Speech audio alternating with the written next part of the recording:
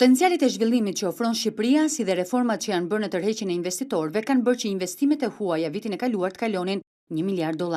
Kështu u shpreh zëvendës ministri i ekonomisë në Bosdo një ditë pasi Organizata e Kombeve të Bashkuara e vlerësoi Shqipërinë si vendin e dytë në Europën juglindore që tërhoqi më shumë investime të huaja direkte.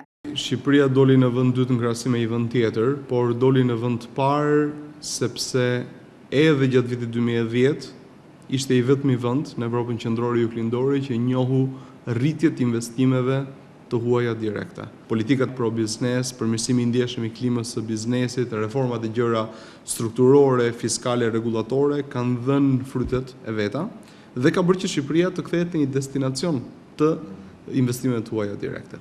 Raporti i Organizatës së Kombeve të Bashkuara e rendiste Shqipërinë ndër vendet e para në Europë në renditjen e përgjithshme që tregon performancën e investimeve të huaja. Nga 140 vende, Shqipëria renditet e 18-ta për vitin 2010, nga i 64-ta që renditej 4 vite më parë. Ne kemi shumë shpresë që do ndiqet i njëjti trend. Kemi pasur një tremujor të parë veçanërisht pozitiv, kemi pasur një tremujor të dytë jo dhe aq pozitiv.